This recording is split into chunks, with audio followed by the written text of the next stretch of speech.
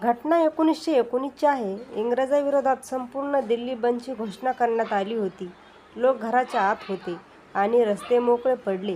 पोलिसांची गाडी चोहीकडे फिरत होती आणि कुठे एखादे दुकान उघडे तर नाही ना याचा तपास करीत होती. संपूर्ण बाजार बंद होता, परंतु एका ठेकेदाराने आपले कार्यालय उघडे ठेवले होते.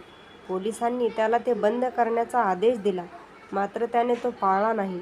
त्यामुळे जास्तच वादविवाद झाला आणि पोलिसांनी 2 स्वयंसेवकांना पकडले. या धरपकडीमुळे जनतेत क्रोधाची लाट पसरली. बघता बघता 20,000 लोक चांदणी चौकात एकत्र जमा झाले. तेव्हा तिथे स्वामी श्रद्धानंद आले आणि त्यांनी परिस्थिती आटोक्यात आणण्याचा प्रयत्न सुरू केले. त्यांनी त्या जनसमुदायाला शांत करण्यासाठी भाषण केले. त्यामुळे जनसमुदायात सकारात्मक ऊर्जा निर्माण झाली. जेव्हा स्वामीजी परत येऊ लागले तेव्हा चांदणी चौकात गोळी झाडली गेली. त्यामुळे जनतेचा राग अनावर झाला. स्वामींनी पुन्हा जनतेला शांत केले व पोलिसांना विचारले, तुम्ही गोळी का चालवली?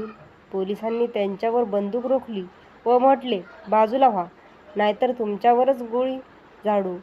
हे ऐकताच स्वामीजी पुढे झाले व त्या पोलिसांसमोर जाऊन उभे राहून मोठ्या आवाजात म्हणाले, मारा गोळी, मरणाला आम्ही भीत नाही. हे त्यांचे धाडस पाहून एक इंग्रज अधिकारी पुढे आला आणि म्हणाला, गोळी चुकून चालली स्वामीजी. जनतेला घेऊन शांततेने पुढे सरकले.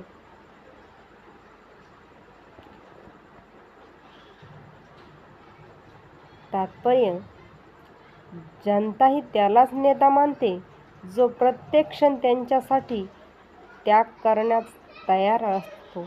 नेता हा धाडसी व आत्मविश्वासाने भरलेला तसेच स्वच्छ चरित्राचा असावा, अशी जनतेची अपेक्षा असते.